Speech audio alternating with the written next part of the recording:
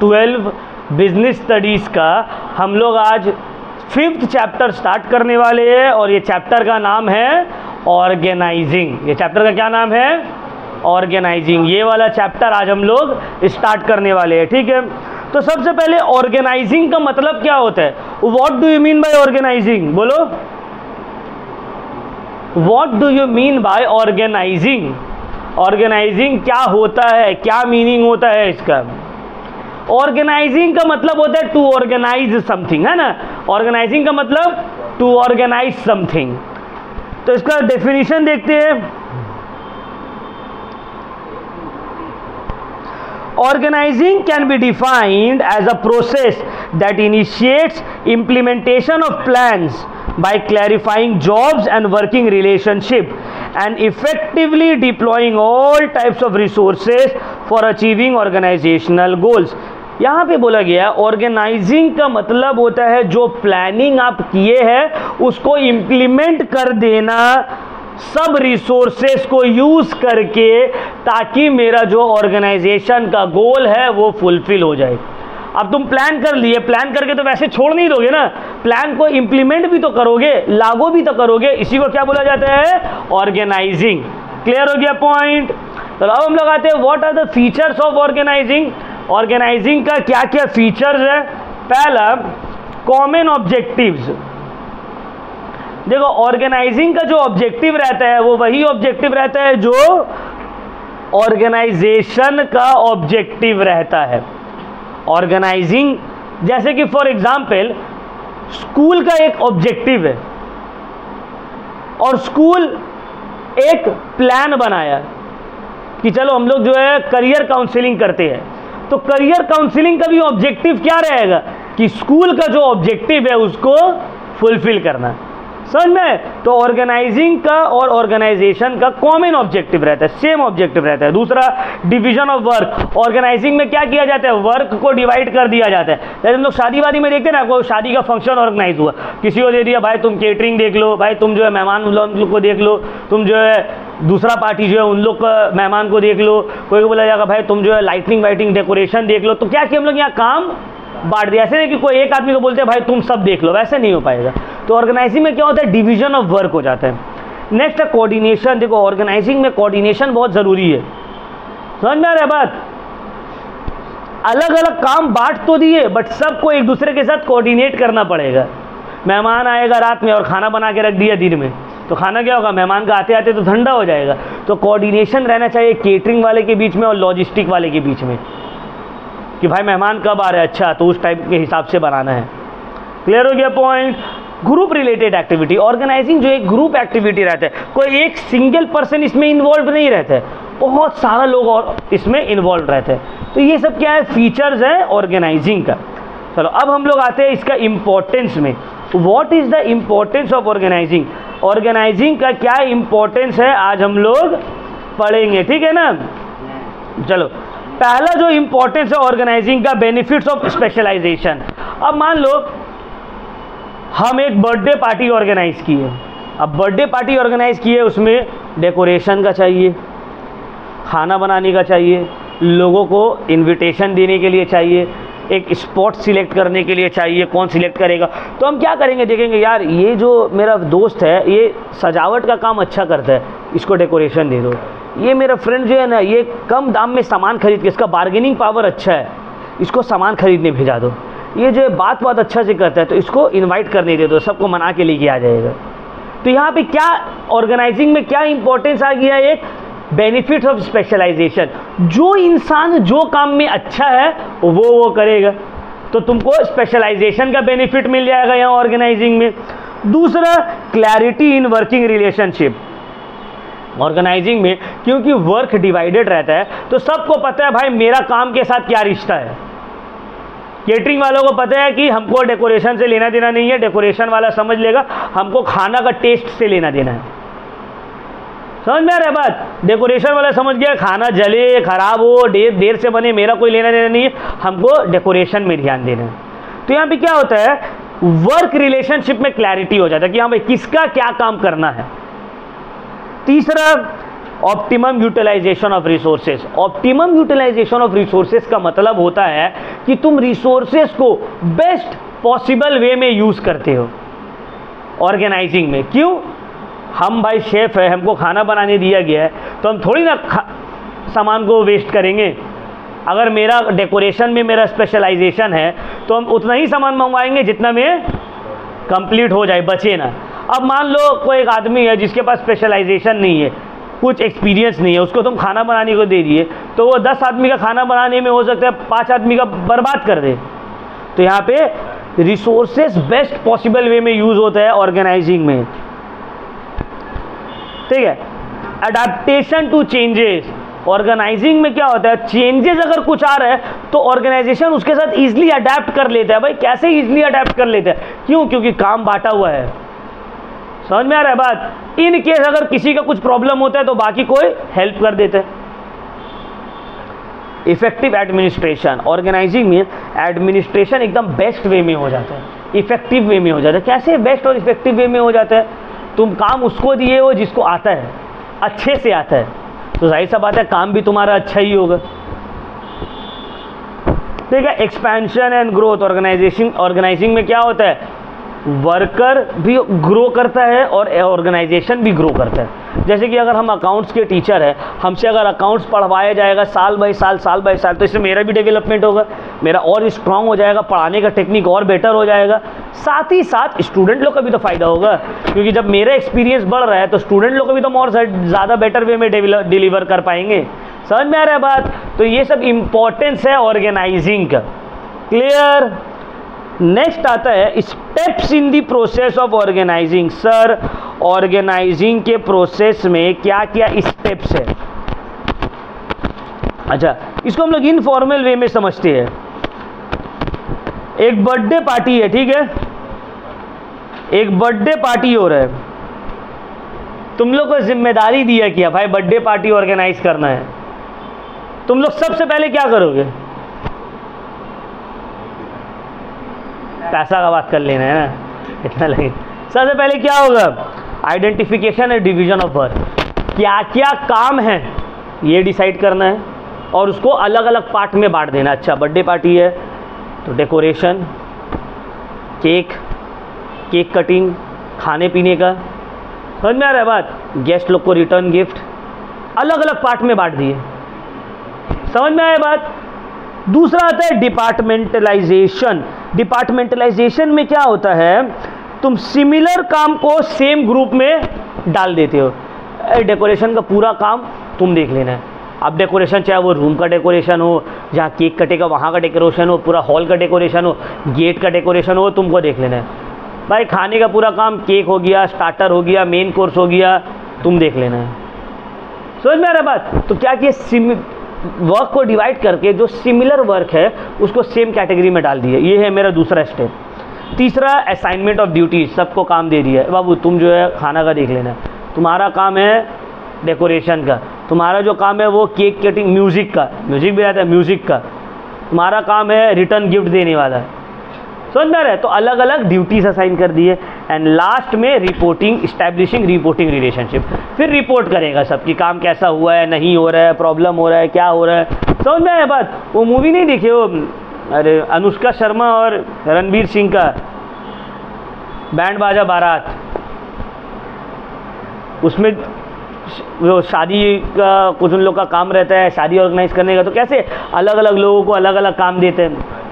तो स्टेप्स हो गया, ये हो गया अलग अलग स्टेप्स ऑफ ऑर्गेनाइजिंग। कोई चीज़ को ऑर्गेनाइज करोगे तो उसका कितना स्टेप्स रहेगा, क्या क्या स्टेप्स रहेगा। नेक्स्ट हम लोग आते हैं यहाँ पे ऑर्गेनाइजेशन स्ट्रक्चर। ऑर्गेनाइजेशन स्ट्रक्चर का क्या मतलब है? What is the meaning of organisation structure? Organisation structure होता क्या है? It refers to the specific pattern of relationship which is created during organizational process. It is the framework within which all managerial and non-managerial tasks are performed.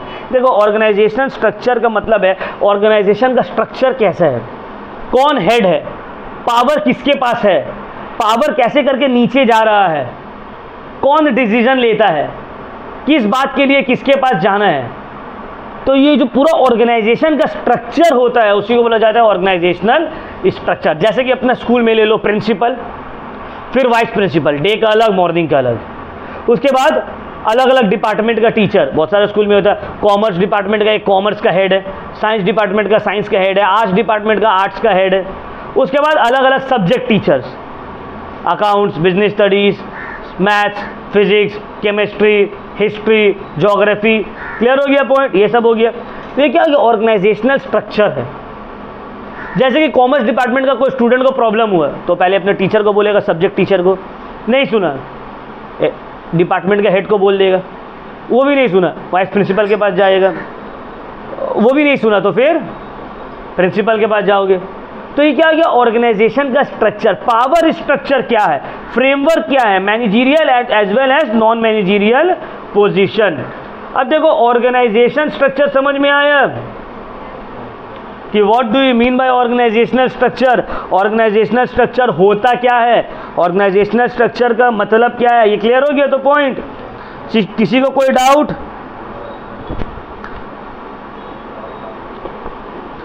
अब देखो organisational structure जो है, अगर इसका हम टाइप्स देखें, मीनिंग ऑफ ऑर्गेनाइजेशनल स्ट्रक्चर हो गया। अब हम लोग आते हैं टाइप्स या फॉर्म्स में। 4 फॉर्म्स ऑफ ऑर्गेनाइजेशनल स्ट्रक्चर होता है। एक होता है फंक्शनल ऑर्गेनाइजेशन, दूसरा होता है डिविजनल ऑर्गेनाइजेशन, तीसरा होता है लाइन ऑर्गेनाइजेशन, चौथा है लाइन एंड स्टाफ ऑर्गेनाइजेशन। कितना है? कौन कौन सा?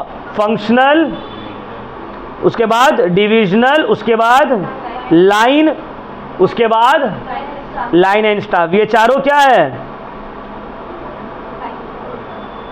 Types of organisational structure. अब एक एक करके पढ़ते हैं, सबको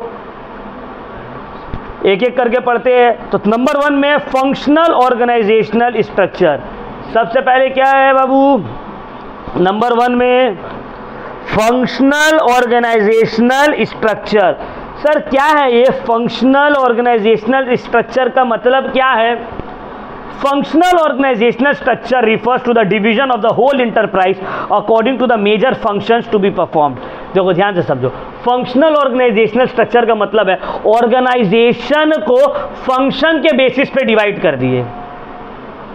ये सेलिंग का फंक्शन अलग, फाइनेंस का फंक्शन अलग, मार्केटिंग का फंक्शन अलग, कंज्यूमर रिलेशनशिप का फंक्शन अलग, कस्टमर केयर का फंक्शन अलग, बैंकिंग का फंक्शन अलग। तो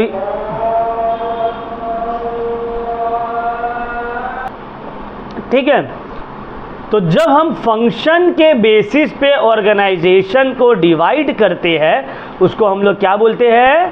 फंक्शनल ऑर्गेनाइजेशन स्ट्रक्चर। क्लियर हो गया पॉइंट? समझ में आ गया? अब फंक्शन के बेसिस में सर कैसे डिवाइड कर सकते हैं?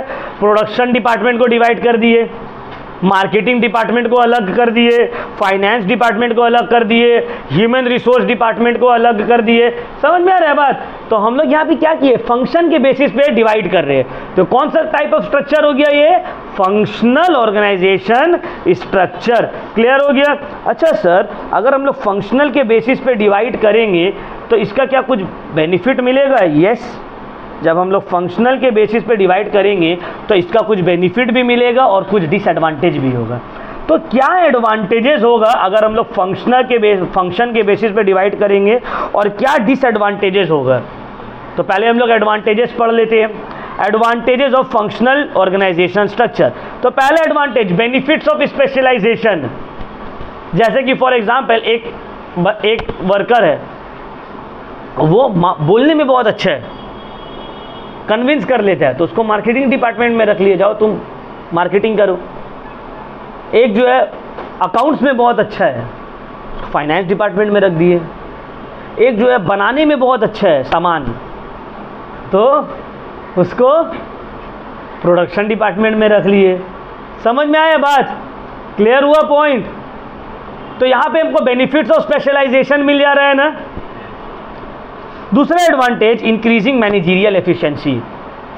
मैनेजरियल एफिशिएंसी इंक्रीज होगा। क्यों? क्योंकि जो लोग जिस चीज़ में अच्छा है वो उस डिपार्टमेंट में काम कर रहे हैं। तीसरा, minimum duplication of work. Duplication of work नहीं होगा, एक काम 2 बार नहीं होगा। क्यों? क्योंकि अलग अलग डिपार्टमेंट में बांट दिया गया है। प्रोडक्शन का सब काम प्रोडक्शन वाला समझ लेगा। समझ में आ रहा है बात? फैसिलिटेट्स ट्रेनिंग, इसमें तुम अच्छे से ट्रेनिंग दे सकते हो और वर्कर को, क्योंकि तुमको पता है ये पर्टिकुलर काम के लिए आया है। ये जो है सेल्स डिपार्टमेंट से, तो इसको सेल्स का ट्रेनिंग देना है। ये प्रोडक्शन डिपार्टमेंट से, इसको प्रोडक्शन का ट्रेनिंग देना है। ठीक है। Equal weightage to all functions, जब हम लोग फंक्शन के बेसिस पे डिवाइड करते हैं तो हम लोग हर फंक्शन, हर डिपार्टमेंट में इक्वल वेटेज देते हैं। ऐसा नहीं है कि मार्केटिंग डिपार्टमेंट में बहुत दे रहे हैं और प्रोडक्शन डिपार्टमेंट में ध्यान ही नहीं दे रहे। वह प्रोडक्शन ही अगर नहीं होगा तो मार्केटिंग किसका करोगे? सब इक्वल इंपॉर्टेंस रहता है और बेटर वे में कोऑर्डिनेशन और कंट्रोल हो सकता है ऑर्गेनाइजेशन। ये सब क्या है मेरा? These are all my advantages अगर हम ऑर्गेनाइजेशन को फंक्शनल डिपार्टमेंट में फंक्शनल बेसिस पे डिवाइड करते हैं। कुछ डिसएडवांटेजेस भी होगा। क्या डिसएडवांटेजेस होगा? पहला, इग्नोरेंस ऑफ ऑर्गेनाइजेशनल ऑब्जेक्टिव। बहुत सारा टाइम जब हम फंक्शनल स्ट्रक्चर में डिवाइड करते हैं ऑर्गेनाइजेशन को, तो ऑर्गेनाइजेशन का ऑब्जेक्टिव को सब भूल जाते हैं और अपना डिपार्टमेंट का ऑब्जेक्टिव को याद रखते हैं। जैसे कि सेल्समैन सोचेगा बस हमको बेचना है, भले बेवकूफ़ बना के बेच दे। वो ये नहीं सोच रहा यार अभी हम बेवकूफ़ बना के इसको बेच देंगे तो दोबारा ये थोड़ी आएगा। तो वो सिर्फ सोच रहा नहीं हमको सेल्स ज़्यादा दिखाना है। प्रोडक्शन डिपार्टमेंट क्या सोचेगा? हमको बस बनाना है, जैसे बने, टेढ़ा खोबड़ा जैसे बने बना के बेच दो। उसको ये समझ में नहीं आ रहा भाई ख़राब बनाएंगे तो सेल्स मैनेजर, सेल्स डिपार्टमेंट बेचेगा कैसे इसको? तो ये प्रॉब्लम हो जाता है। दूसरा, difficulty in inter departmental coordination. बहुत सारा टाइम अलग अलग डिपार्टमेंट कोऑर्डिनेशन एक दूसरे के साथ नहीं कर सकते हैं। प्रोडक्ट बन के रेडी है, सेल्स डिपार्टमेंट वाला सेल कर ही नहीं पा रहा है। सेल्स डिपार्टमेंट वाला फटफट सेल करते जा रहा है, प्रोडक्शन डिपार्टमेंट उतना तेज़ी से बना नहीं पा रहा है। ये डिसएडवांटेज हो जाता है। तीसरा, कॉन्फ्लिक्ट ऑफ इंटरेस्ट। बहुत सारा टाइम 2 डिपार्टमेंट के बीच में झमेला हो गया। स्कूल में होता है ना, साइंस और कॉमर्स के बीच में झमेला हो गया है ना, साइंस और आर्ट्स के बीच में झमेला हो गया। तो कॉन्फ्लिक्ट ऑफ इंटरेस्ट, 2 डिपार्टमेंट के बीच में लड़ाई हो सकता है। तो ये सब क्या है? डिसएडवांटेजेस है। क्लियर हुआ पॉइंट? समझ में आया? और फंक्शनल स्ट्रक्चर का क्या मीनिंग है, क्या एडवांटेजेस है, क्या डिसएडवांटेजेस है। नेक्स्ट हम लोग आते हैं divisional organisational structure. Sir divisional organisational structure का क्या मतलब है, उसको हम लोग अभी पढ़ेंगे। तो देखो, सबसे पहला, divisional organisational structure means division of the whole enterprise according to the major product to be manufactured. जब हम ऑर्गेनाइजेशन को प्रोडक्ट मैन्युफैक्चर्ड के बेसिस पे डिवाइड करते हैं, इसको बोला जाता है डिविजनल ऑर्गेनाइजेशनल स्ट्रक्चर। जैसे कि टाटा का स्टील भी है और टाटा का सॉल्ट भी है, तो लेकिन अलग अलग डिपार्टमेंट है। टाटा स्टील अलग, टाटा सॉल्ट अलग, है ना। टाटा का मसाला जो है वो अलग। ऐसे नहीं एक ही जगह में स्टील भी बना रहा है, मसाला भी बना रहा है, सॉल्ट भी बना रहा है, चाय पत्ती भी बना रहा है, नहीं, सबका अलग अलग जगह है। तो यहाँ पे कौन सा बेसिस पे डिवाइड किया गया है? Divisional structure on the basis of product manufactured. जब तुम ऑर्गेनाइजेशन को on the basis of product manufactured divide करते हो, इस डिवीजन को बोला जाता है डिविजनल ऑर्गेनाइजेशनल स्ट्रक्चर। क्लियर हो गया पॉइंट? समझ में आया? चलो, तो इसका क्या एडवांटेजेस डिसएडवांटेजेस है? पहला एडवांटेजेस, क्विक डिसीजन। पहला क्या एडवांटेज है? Quick decision. यहां पे तुम फट से डिसीजन ले सकते हो। जैसे कि टाटा टी को कोई डिसीजन लेना है, वो टाटा स्टील से पूछेगा? कोई लेना देना नहीं है उसको, वो अपने हिसाब से काम करेगा। क्विक डिसीजन ले सकते हो तुम अपने ऑर्गेनाइजेशन के बारे में। दूसरा, फैसिलिटेट्स एक्सपेंशन। तुमको ध्यान सिर्फ इस प्रोडक्ट पे देना है, तो क्या होगा? इससे एक्सपेंशन का चांसेस बहुत बढ़ जाता है। ठीक है। तीसरा, easy assessment of divisional result. तुम आराम से देख सकते हो मेरा कौन प्रोडक्ट अच्छा परफॉर्म कर रहा है, कौन प्रोडक्ट अच्छा परफॉर्म नहीं कर रहा है। रिजल्ट तुम इजीली देख सकते हो। Development of divisional heads. Divisional head जो अलग अलग डिपार्टमेंट का हेड है, डिवीजन के हेड्स है, वो लोग का भी डेवलपमेंट होता है। अभी मान लो छोटा मोटा प्रोडक्ट का हेड है, वो आगे चलकर और बड़ा प्रोडक्ट का हेड हो जाएगा। Personal attention to users. यहाँ पे डिविजनल स्ट्रक्चर में यूजर्स को पर्सनल अटेंशन दिया जाता है। पर्सनल अटेंशन देना पॉसिबल हो पाता है। डिसएडवांटेजेस है, पहला कॉस्टली अफेयर्स, अलग अलग प्रोडक्ट के लिए अलग अलग स्ट्रक्चर रखोगे, अलग अलग डिपार्टमेंट रखोगे तो कॉस्टली नहीं हो जाएगा? हम मान लो साइंस के लिए अलग बिल्डिंग रखी है पढ़ाने के लिए स्कूल में, कॉमर्स की अलग बिल्डिंग रखी है, आर्ट्स के लिए अलग बिल्डिंग रखी है, तो खर्चा कितना बढ़ जाएगा, है ना? इंटर डिविजनल कॉन्फ्लिक्ट, यहाँ पे भी वही बात है, अलग अलग डिविजनल कॉन्फ्लिक्ट हो सकता है।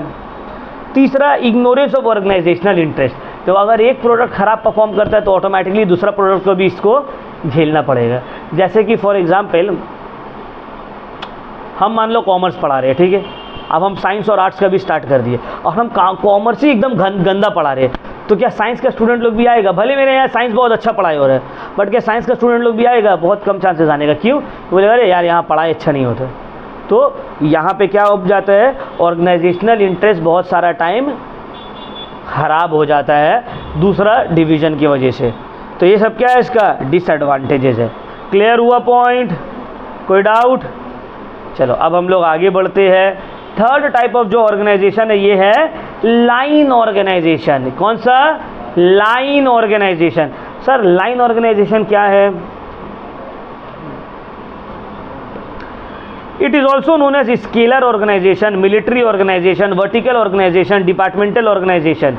देखो लाइन ऑर्गेनाइजेशन को कितना नाम से जाना जाता है, scalar organisation, military organisation, vertical organisation, departmental organisation. It represents a direct vertical relationship through which an activity flow. The line of authority flows from top to bottom. The line of authority not only becomes the avenue of command of personnel, channel of command. देखो line organisation का मतलब क्या होता है, जब structure top to bottom रहता है, मतलब principal, vice principal, department head, teacher, इस टाइप ऑफ ऑर्गेनाइजेशन को क्या बोलते हैं? Line organisation. Command top to bottom flow करेगा। प्रिंसिपल वाइस प्रिंसिपल को बोलेंगे, वाइस प्रिंसिपल डिपार्टमेंटल हेड्स को बोलेंगे, डिपार्टमेंटल हेड्स सब्जेक्ट टीचर्स को बोलेंगे। समझ में आ रहा है? तो इस तरह जब ऑर्गेनाइजेशन रहता है इसको हम लोग क्या बोलते हैं? Line organisation. स्केलर चेन, एक चेन के तरह कमांड आता है। समझ में आ रहा है बात? इसका कुछ कैरेक्टरिस्टिक्स है। पहला कैरेक्टरिस्टिक्स है, हर एम्प्लॉय को अपने ऑर्डर मिलेगा, ऑर्डर जो दिया जाएगा वो उसका इमीडिएट सुपीरियर को दिया जाएगा। तुम लोग से बात कौन करेगा? Subject teacher. सब्जेक्ट टीचर को ऑर्डर कौन देगा? एचओडी। एचओडी को ऑर्डर कौन देगा? Vice principal. वाइस प्रिंसिपल को ऑर्डर कौन देगा? प्रिंसिपल। ऐसे नहीं कि प्रिंसिपल क्लास में आके तुम लोग को ऑर्डर देगी, नहीं। तो इसमें क्या होगा, एम्प्लॉय को एक ऑर्डर जो मिलेगा इमीडिएट हेड से मिलेगा। दूसरा, all orders and instructions flow from top to bottom. Order कहाँ होगा? टॉप से बॉटम की तरफ आएगा। ये एक सिंपल फॉर्म ऑफ ऑर्गेनाइजेशन है और ओल्डेस्ट फॉर्म ऑफ ऑर्गेनाइजेशन है। जनरली यही फॉलो होता है। पूरा का पूरा पावर जो है सुप्रीम अथॉरिटी टॉप लीडर के पास रहता है।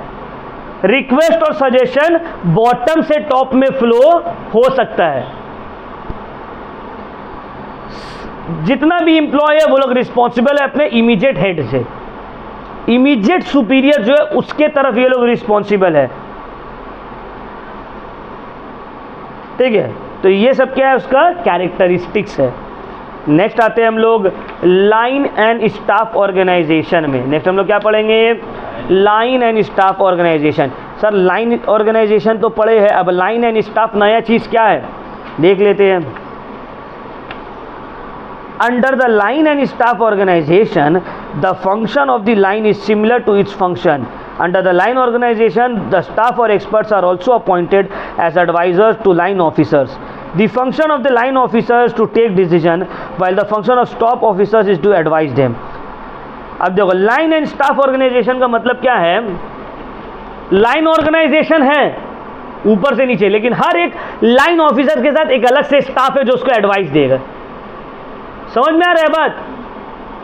लाइन ऑर्गेनाइजेशन तो है ही, बट हर ऑफिसर हर एक की के साथ एक अलग से एडवाइजर बैठा हुआ है, उसको बोलते हैं लाइन एंड स्टाफ। डिसीजन ये लाइन ऑर्गेनाइजेशन वाला ही लेगा, बट एडवाइस कौन देगा? स्टाफ ऑर्गेनाइजेशन की तरफ से।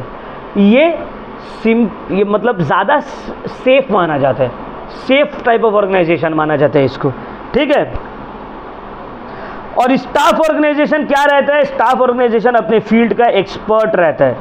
स्टाफ ऑर्गेनाइजेशन अपने फील्ड का एक्सपर्ट रहता है। जैसे कि अगर मुकेश अंबानी को कोई डिसीजन लेना है, मान लो जियो से रिलेटेड, तो वो अपने से तो नहीं लेगा ना, वो स्टाफ ऑर्गेनाइजेशन से पूछेगा, एक्सपर्ट से पूछेगा जो उस फील्ड का एक्सपर्ट है। तो ये हो गया लाइन एंड स्टाफ ऑर्गेनाइजेशन। इसका फीचर्स क्या है? यूनिटी ऑफ कमांड है, हेड तो मुकेश अंबानी ही है, बॉस ही है। बहुत कॉम्प्लेक्स फॉर्म ऑफ ऑर्गेनाइजेशन है, सिंपल नहीं है कि टॉप टू बॉटम नहीं, बहुत कॉम्प्लेक्स है ये।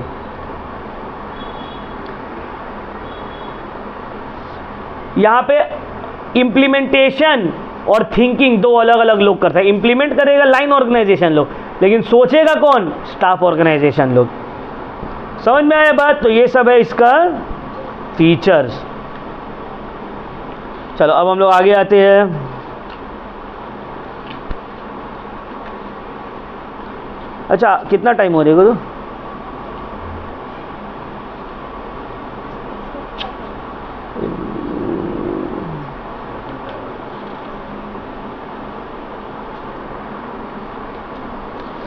यहीं तक रखते हैं, ठीक है? पूरा चैप्टर ऐसे बैच कंप्लीट होगा नहीं। कितना टाइम हुआ? 40 पढ़ते हुआ 45 ही तो हुआ है, हमको लगा 7 पार हो। देखो, formal and informal organisation. Formal organisation और इनफॉर्मल ऑर्गेनाइजेशन के बीच में क्या डिफरेंस है?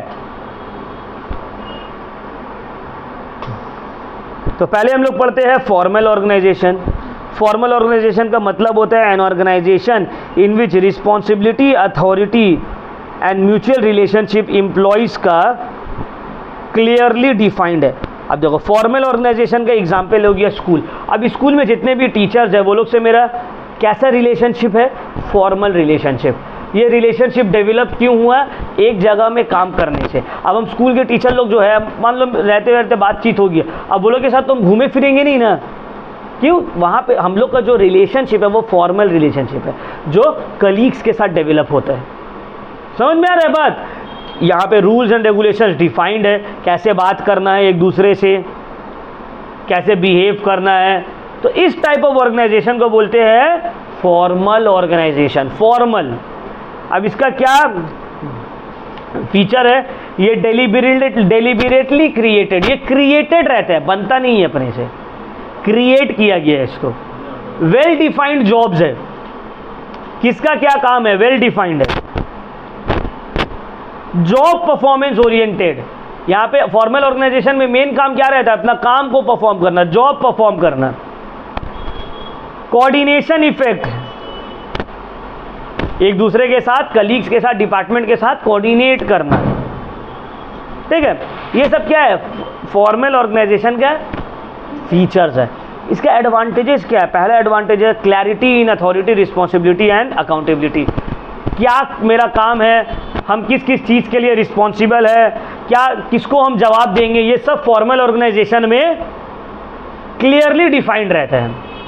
जैसे कि फॉर एग्जांपल, उस दिन वाला एग्जांपल ले लो, हम क्लास में थे नहीं, सर घुस गए, लड़ाई कर लिया ये, तो उसमें हम रिस्पॉन्सिबल थे नहीं। क्यों? क्लास में हम थे नहीं, कोई दूसरा टीचर था, वो दूसरा टीचर क्या हो गया? रिस्पॉन्सिबल हो गया। समझ में आ रहा है बात? तो फॉर्मल ऑर्गेनाइजेशन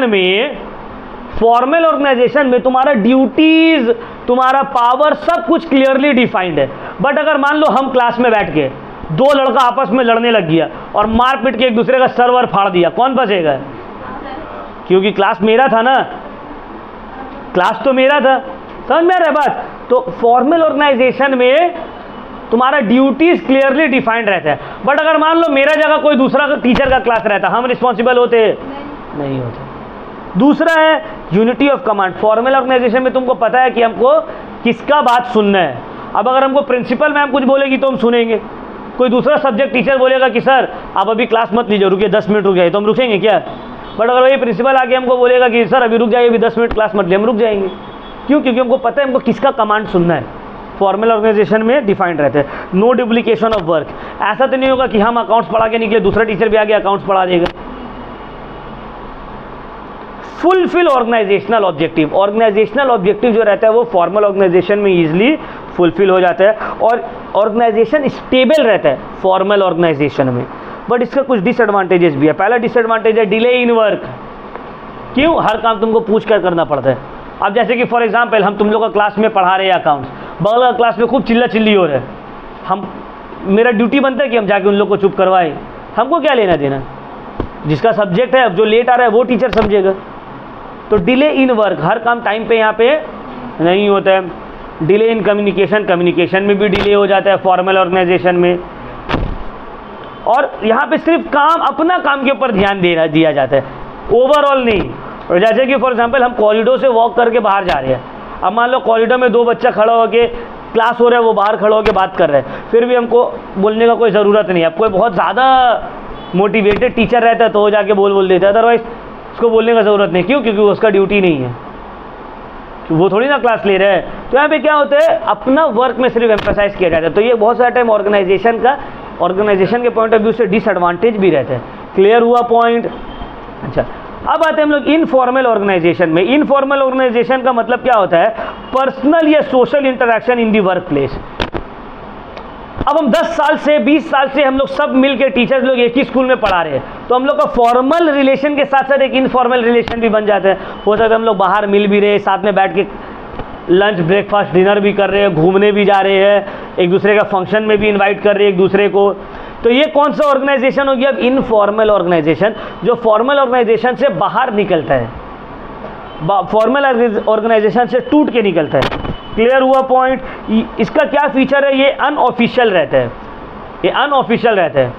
अब बाहर में मान लो मेरा दोस्ती हो गया, दो टीचर में आपस में, हमसे कोई उधार मांगा, कोई सर हम दे दिया, वो हमको नहीं दे रहा, तो हम इसका कंप्लेन प्रिंसिपल को कर सकते हैं कि देखिए मैम मेरा पैसा ले लिए, सर दे रहे नहीं। ये इनफॉर्मल है, इसका कोई रिकॉर्ड नहीं है, तुम समझो।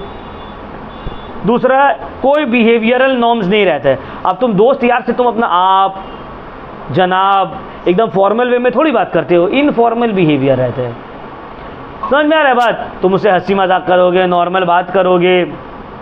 वॉलेंटरीली पार्टिसिपेशन, इनफॉर्मल ऑर्गेनाइजेशन में जो पार्टिसिपेशन रहता है वो वॉलेंटरीली रहता है। अब मान लो सब टीचर लोग स्कूल का मिलकर कहीं जा रहे हैं पिकनिक में, बोले हमको ही बोला चलिए ना आप भी चलिए सर, हम बोलिए नहीं हम नहीं जाएंगे, तो कोई मेरा कुछ कर लेगा? नहीं। वॉलेंटरीली पार्टिसिपेशन, मेरा दिल के ऊपर है ये चीज़।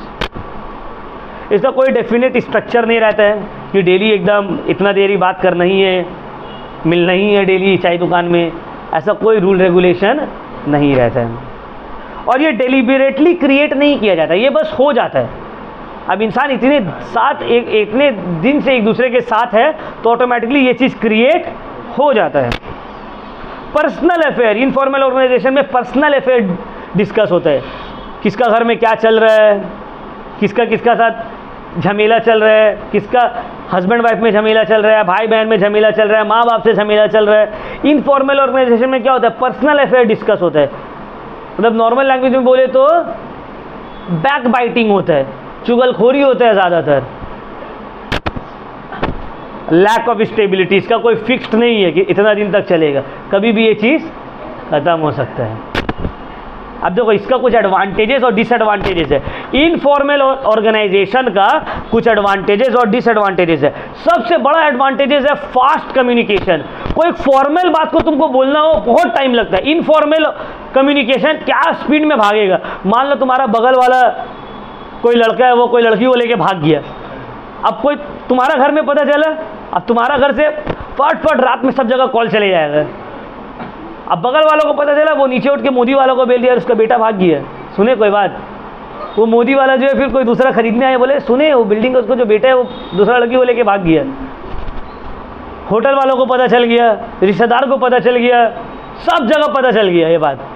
क्यों? क्योंकि इनफॉर्मल कम्युनिकेशन क्या होता है, तेजी से फैलता है एकदम, भले वो बेचारा भागो हो या नहीं भागो, बस बात फैल गया तो फैल गया। अब तो पहला एडवांटेज क्या, इनफॉर्मल कम्युनिकेशन का, फास्ट कम्युनिकेशन। दूसरा है फास्ट वर्क परफॉर्मेंस, काम एकदम तेजी से होता है। रियल फीडबैक, इनफॉर्मल कम्युनिकेशन में तुमको रियल फीडबैक मिलेगा। जैसे कि फॉर एग्जांपल हम तुमको पढ़ाए, ये तो एक फॉर्मल कम्युनिकेशन हो गया। अब तुमको नहीं भी पसंद आएगा तो अपना दिल में गाली उली दे के चले जाओगे, मेरे सामने तो नहीं बोलोगे। बट अगर वही चीज़ तुमको तुम्हारा दोस्त समझा रहे तो तुमको नहीं समझ में आया, बोलोगे भाई क्या कर रहे हैं, कुछ समझ में नहीं आ रहा, क्या पढ़ा रहे थे, तो ये क्या हो गया, रियल फीडबैक। इनफॉर्मल कम्युनिकेशन में तुम रियल फीडबैक देते हो, है ना। और सोशल सेटिस्फैक्शन, तुमको एक सोशल सेटिस्फैक्शन मिलता है, बट इसका डिसएडवांटेजेस भी है। क्या डिसएडवांटेज है? पहला, creates rumour. Generally informal organisation में क्या होता है, रूमर्स क्रिएट होते हैं। मान लो कि उसका बेचारा का कोई उसका किसी के साथ चक्कर चल भी नहीं रहा है, बट अब रूमर फैल गया, इसका साथ चक्कर चल रहा है, उसका सब जगह बात फैल गई है। समझ में आ रहा है बात? तो इनफॉर्मल ऑर्गेनाइजेशन में रूमर ज़्यादा फैलता है, अच्छा बात नहीं फैलेगा, रूमर्स। दूसरा, ये अगेंस्ट ऑर्गेनाइजेशनल नॉर्म्स का अगेंस्ट हो जाता है। तीसरा, resistance to change. Informal organisation में जनरली चेंज को रेजिस्ट करता है। अब जैसे कि मान लो तुम्हारे, हम लोग के साथ भी ये चीज़ हुआ है, अब एक दोस्त है तुम्हारा, अब उसके साथ तुम 6-6, 7-7 घंटा डेली घूम रहे हो, स्कूल का बाद, स्कूल में। अब तुम काम पकड़ लिए, तुम नहीं जा रहे, अब क्या होगा, झेल झमेला चालू। क्या हुआ भाई, आ रहा नहीं मिलने, बड़ा आदमी हो गया है, भूल गया है ना। क्यों? क्योंकि रेजिस्टेंट टू चेंज, चेंजेस में रेजिस्टेंट करता। भाई पहले तो डेली आता था मिलने, अभी क्या है नहीं आ रहा। तो ये सब इसका डिसएडवांटेजेस है। ऑर्गेनाइजेशनल पॉलिटिक्स, इसमें पॉलिटिक्स बहुत ज़्यादा हो जाता है ना, एक दूसरे को नीचा दिखाना, एक दूसरे को नीचा गिराना। तो ये सब क्या है, इसका डिसएडवांटेजेस है। किसका? इनफॉर्मल ऑर्गेनाइजेशन का। क्लियर? यही देखो difference between formal and informal organisation. तो फॉर्मल ऑर्गेनाइजेशन और इनफॉर्मल ऑर्गेनाइजेशन हम बता दिए कि ये है मीनिंग फॉर्मल ऑर्गेनाइजेशन और ये है इनफॉर्मल ऑर्गेनाइजेशन। एडवांटेजेस डिसएडवांटेजेस भी दोनों का डिस्कस किए। अब देखते हैं दोनों के बीच में डिफरेंस क्या है। पहला, फॉर्मल ऑर्गेनाइजेशन का जो ओरिजिन है, स्टार्टिंग है, वो कोई इंटरप्राइज से होता है, ठीक है, कोई रूल्स एंड रेगुलेशंस के थ्रू होता है।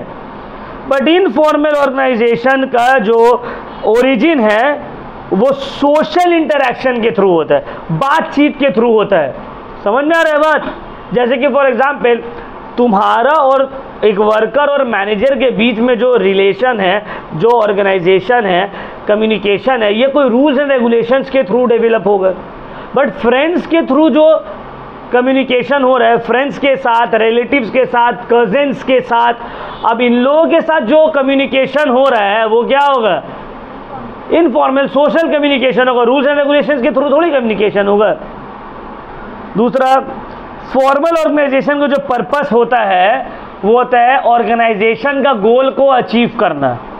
तुम अपने मैनेजर के साथ कोऑपरेट कर रहे हो क्योंकि तुमको ऑर्गेनाइजेशन का गोल को अचीव करना है। इनफॉर्मल ऑर्गेनाइजेशन में तुम अपना पर्सनल इंटरेस्ट को फुलफिल करने के लिए, सेटिस्फाई करने के लिए गोल रहता है तुम्हारा। जैसे कि तुम दोस्ती किए, क्यों? तुमको अपना पर्सनल सेटिस्फैक्शन के लिए, है ना।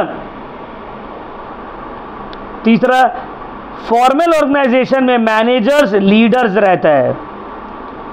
इनफॉर्मल ऑर्गेनाइजेशन में कोई लीडर नहीं रहता है। समझ में आ रहा है बात? अब तुम अपने दोस्त से बात कर रहे हो तो थोड़ी ना उसमें कोई एक लीडर है, बाकी सब जो है उसका जूनियर है, नहीं। फ्रेंड्स मतलब क्या, इक्वल, सब एक दूसरे को इक्वल ट्रीटमेंट दे रहे हैं। Flow of communication formal organisation में जो है स्केलर चेन के थ्रू होता है। समझ में आ रहा है? स्केलर चेन के थ्रू होता है। इनफॉर्मल में कोई प्लान्ड रूट नहीं रहता है, कोई भी वे में डायरेक्शन इंफॉर्मेशन फ्लो हो सकता है। जैसे कि देखो, एक ऑर्गेनाइजेशन में तुमको अगर बात कर, एक टीचर दूसरे टीचर से बात करेगा, है ना। ऐसे नहीं कि टीचर जाकर प्रिंसिपल के साथ बैठकर बात कर रहा है विदाउट एनी रीज़न, या प्रिंसिपल जो है ग्रुप डी स्टाफ जो है, क्लीनर एंड हेल्पर है, उन लोगों के साथ बैठ के बात कर रहे हैं, नहीं। बट फ्रेंडशिप में क्या होता है, इनफॉर्मल ऑर्गेनाइजेशन में हर डायरेक्शन में फ्लो होता है। अब ऐसा नहीं कि तुम अगर दोस्ती कर रहे हो तो कोई अमीर है या कोई गरीब है, कोई काला है, कोई गोरा है, कोई पढ़ाई में अच्छा है, कोई पढ़ाई में अच्छा नहीं है, कोई हिंदू है, कोई मुस्लिम है, तो हर डायरेक्शन में इंफॉर्मेशन फ्लो होता है। यहाँ पे कोई इक्वालिटी, तुम दोस्ती ऐसा थोड़ी करके देखते हो कि अब अपना लेवल का, जैसा हम है पूरा, जो बैकग्राउंड से है, जैसा मेरा ब्रेन है, जितना मेरा फैमिली वेल्थ है, उस हिसाब से दोस्ती थोड़ी करता है कोई, ठीक है। तो ये एनी ऑल डायरेक्शन में फ्लो होता है। नेचर फॉर्मल ऑर्गेनाइजेशन जो है वो रिजिड रहता है, इनफॉर्मल ऑर्गेनाइजेशन जो है वो फ्लेक्सिबल रहता है। फॉर्मल ऑर्गेनाइजेशन में रूल्स एंड रेगुलेशंस रहता है, इनफॉर्मल ऑर्गेनाइजेशन में कोई भी रूल्स एंड रेगुलेशंस नहीं रहता है। फॉर्मल ऑर्गेनाइजेशन में अगर तुम रूल्स को फॉलो नहीं करोगे तो तुमको पनिशमेंट मिलेगा, पेनल्टी मिलेगा। इनफॉर्मल ऑर्गेनाइजेशन का कोई रूल है ही नहीं, तो कोई पनिशमेंट और पेनल्टी का बात ही नहीं है। जैसे कि स्कूल फॉर्मल ऑर्गेनाइजेशन है, अब तुम लेट गए तो हो सकता है तुमको पेनल्टी मिले, पनिशमेंट मिले। बट अगर मान लो 3 दोस्त कहीं मिलने का प्लान किया, अब कोई दोस्त लेट आ रहे तो उसको थोड़ी ना कोई पनिशमेंट या पेनल्टी मिलेगा। समझ में आ रहा है बात? तो क्लियर हो गया पॉइंट? कोई डाउट पूछना है कुछ इसमें? चलो अब हम लोग आगे बढ़ते हैं। डेलीगेशन ऑफ अथॉरिटी, बहुत बहुत इंपॉर्टेंट टॉपिक है ये, delegation of authority. Delegation of authority का मतलब क्या होता है? डेलीगेशन ऑफ अथॉरिटी में 3 चीज आता है। एक आता है अथॉरिटी, रिस्पॉन्सिबिलिटी एंड अकाउंटेबिलिटी।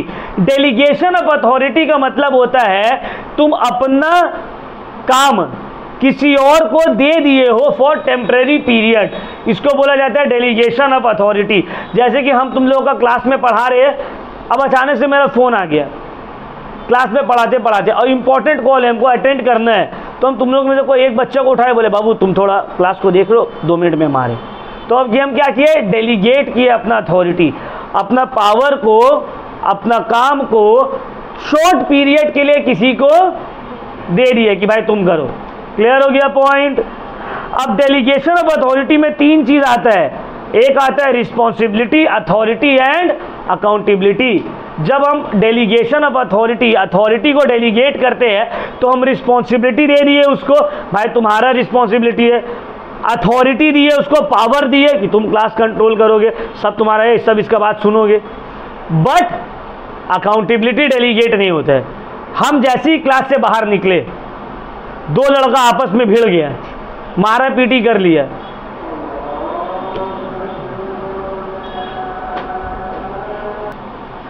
ठीक है, लड़ाई झगड़ा कर दिया। अब जब हम क्लास में वापस आए तब देख रहे हैं प्रिंसिपल भी वहाँ पर पहुँच गए हैं, वाइस प्रिंसिपल एंड ऑल सब वहाँ पे है, और हम वहाँ पे थे नहीं। हम अगर आए क्लास में तो वाइस प्रिंसिपल और प्रिंसिपल हमको जिम्मेदार ठहराएगा या वो मॉनिटर जिसको हम खड़ा करके गए थे हमको, है ना? तो इससे क्या समझ में आया? अथॉरिटी डेलीगेट करने से रिस्पॉन्सिबिलिटी डेलीगेट नहीं होता है। समझ में आ रहा है बात? अकाउंटेबल तुम ही रहोगे, तुमको जवाब देना पड़ेगा। क्लियर? तो चलो अब आगे बढ़ते हैं। तो delegation of authority means assigning work to others and giving them authority to do it. FG Moore का जो डेफिनेशन है, डेलीगेशन ऑफ अथॉरिटी का मतलब होता है दूसरों को काम देना और साथ में उसको पावर भी देना। अच्छा, डेलीगेशन ऑफ अथॉरिटी जो है वो हमेशा डाउनवर्ड होगा। डाउनवर्ड मतलब हम प्रिंसिपल को अपना काम थोड़ी देंगे, प्रिंसिपल टीचर को काम देगा। समझ में आ रहा है बात? तो हमेशा डाउनवर्ड होता है, टॉप से बॉटम फ्लो होता है। दूसरा है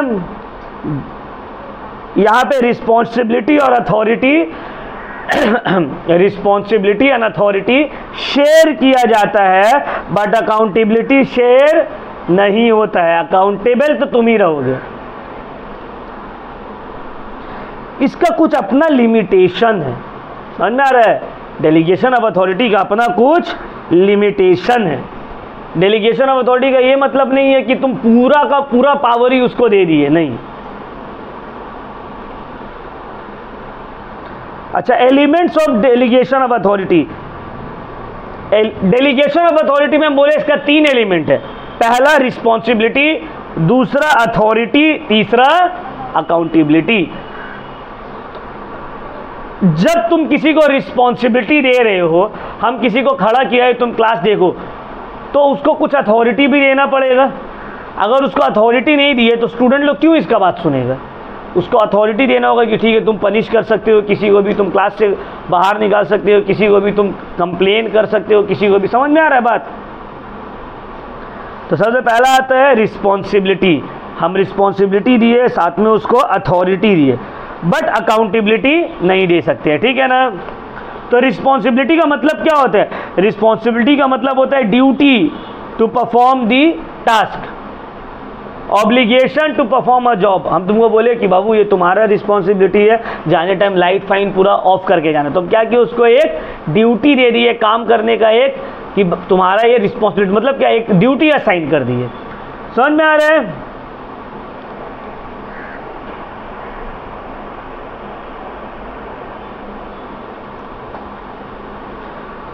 अब दूसरा है अथॉरिटी। अथॉरिटी का मतलब power to take decision, power to punish the culprit. हम तुमको पावर दिया, साथ ही साथ मतलब हम तुमको रिस्पॉन्सिबिलिटी और साथ ही साथ हम तुमको अथॉरिटी दे दी है, पावर दे दी है। समझ में आया बात? और थर्ड है अकाउंटेबिलिटी। अकाउंटेबिलिटी का मतलब क्या होता है? अकाउंटेबिलिटी का मतलब होता है जवाबदेही। जवाबदेही इसको बोला जाता है अकाउंटेबिलिटी, मतलब कोई भी चीज के लिए रिस्पॉन्सिबल होना, आंसरेबिलिटी। जैसे कि फॉर एग्जाम्पल क्लास का कोई एक मॉनिटर है, अब क्लास में कोई लाइट वाइट टूट गया या दो स्टूडेंट के बीच में लड़ाई हो गया, तो अकाउंटेबल कौन रहेगा? अब उसका जवाबदेही है। हम कोई भी एक रैंडम स्टूडेंट को नहीं बोलेंगे क्या हुआ था बताओ, क्यों हुआ ऐसे, हम मॉनिटर को बोलेंगे क्यों हुआ, तुम क्लास में थे तो ऐसा क्यों हो गया। समझ में आया बात? क्लियर हुआ? तो इसको क्या बोला जाता है? अकाउंटेबिलिटी। अकाउंटेबिलिटी जो है ये डेलीगेट नहीं हो सकता है, ये फ्लो होता है डाउनवर्ड टू अपवर्ड। कौन अकाउंटेबल रहेगा? जो सबऑर्डिनेट है वो बॉस को अकाउंटेबल रहेगा। बॉस हमको जवाब थोड़ी देगा, हमको बॉस को जवाब देना है। ठीक है? चलो अब नेक्स्ट आते हैं अकाउंटेबिलिटी, रिस्पॉन्सिबिलिटी और अथॉरिटी के बीच का देखो डिफरेंस है, तीनों को पढ़ लेना है। एग्जाम में कोई दो आता है, कभी कभार तीनों भी आ जाए, तो तीनों को पढ़ लेना है, जो दो आएगा दो लिख देना है, एक को गायब कर देना है। ठीक है ना? चलो अब हम लोग आते हैं नेक्स्ट,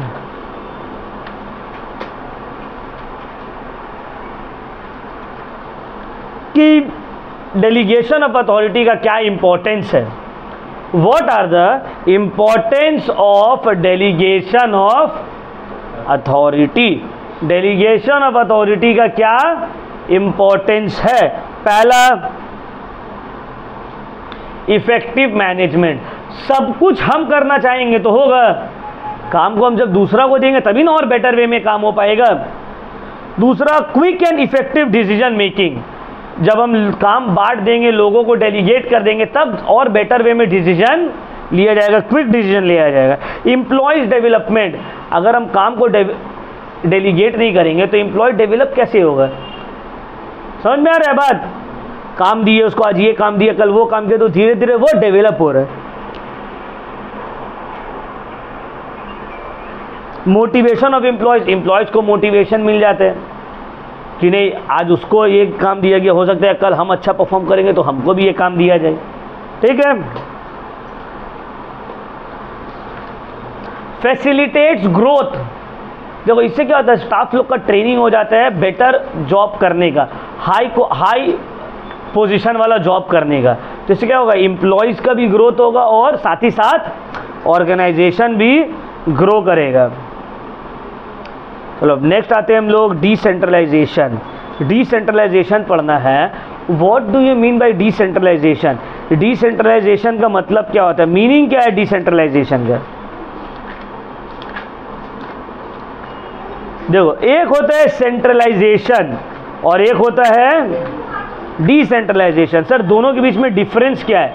सेंट्रलाइजेशन का मतलब क्या होता है, डिसेंट्रलाइजेशन का मतलब क्या होता है?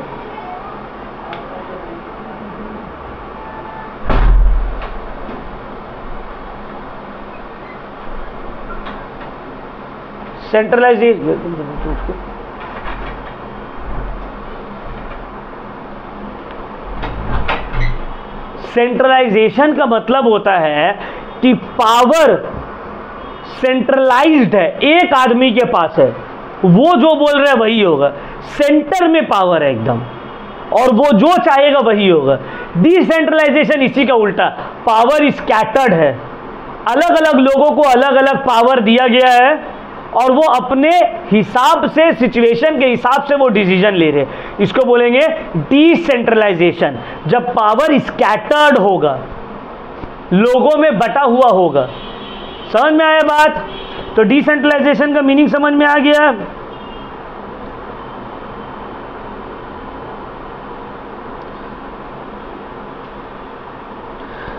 मीनिंग देखो डिसेंट्रलाइजेशन का, decentralisation of authority means systematic dispersal of authority in all departments and at all levels of management in order to take decision at the respective level, ताकि लोग अपने अपने लेवल में डिसीजन लें। सो क्या बोलते हैं? डिसेंट्रलाइजेशन।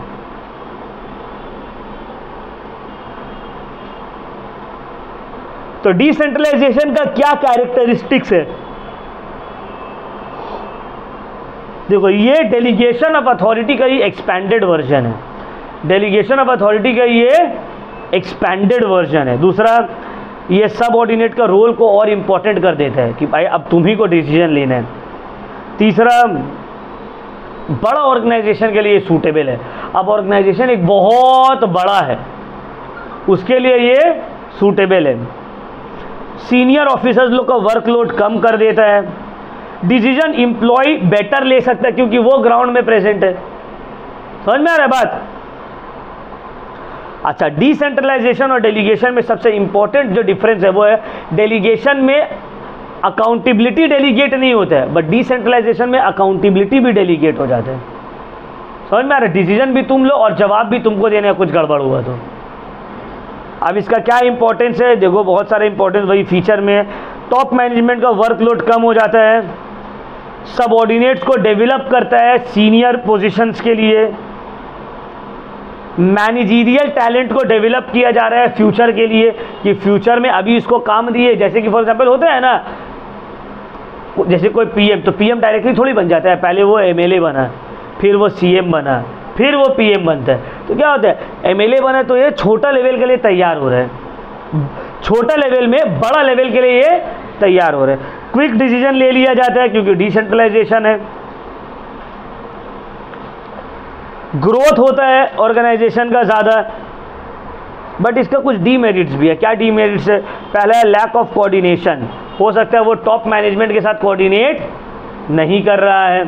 दूसरा, lack of uniformity. Lack of uniformity का मतलब हर वक्त सेम ना रहे, हो सकता है कोई डिपार्टमेंट में कोई और डिसीजन ले रहा। अब मान लो रूटीन बोला जाए स्कूल में, टीचर लोग खुद सेट करो, तो कोई टीचर कोई और रूटीन सेट कर रहा है, कोई बोल रहा है 9 बजे से क्लास स्टार्ट होगा, कोई बोल रहा है सुबह 6 बजे से क्लास स्टार्ट होगा, तो यूनिफॉर्मिटी नहीं रहेगा। तीसरा, स्मॉल फर्म के लिए अनसूटेबल है, छोटा सा कंपनी है तो उसके लिए अनसूटेबल है, उसके लिए डिसेंट्रलाइजेशन, कम ही आदमी है तो मालिक ही पूरा डिसीजन लेगा, वो क्यों दूसरों को पावर दे। समझ में आ गया बात? चलो अब आ जाते हैं सेंट्रलाइजेशन। सेंट्रलाइजेशन का मीनिंग हम तुम लोग को ऑलरेडी बता चुके हैं। तो सेंट्रलाइजेशन और डिसेंट्रलाइजेशन के बीच का डिफरेंस तुम लोगों को पढ़ना है, और डेलीगेशन और डिसेंट्रलाइजेशन का बीच का डिफरेंस पढ़ना है। 5-5 पॉइंट्स तो हम पहले ही बता दिए। सेंट्रलाइजेशन का मतलब क्या है? पावर एक आदमी के हाथ में है, सेंट्रलाइज है। डिसेंट्रलाइजेशन मतलब पावर बटा हुआ है। सेंट्रलाइजेशन कहाँ सूटेबल है? बड़ा बड़ा फर्म में, सॉरी छोटा छोटा फर्म में। डिसेंट्रलाइजेशन जहाँ पे बड़ा फर्म है। तो इसी तरह से डिफरेंस पढ़ लेना है, ठीक है। ये चैप्टर हो गया कंप्लीट, यहाँ पे बड़ा चैप्टर है ये, ठीक है। तो इसको रिवाइज करते रहना है, लंबा चैप्टर है ये।